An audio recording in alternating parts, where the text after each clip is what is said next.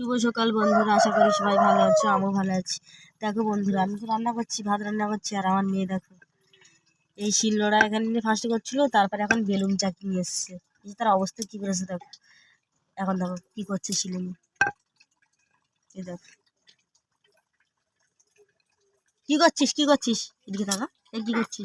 হ্যাঁ, কি করছিস? এই দেখো, দেখেছো যেতে দেখেছো। দাও দাও দাও দাও দাও দাও দাও দাও।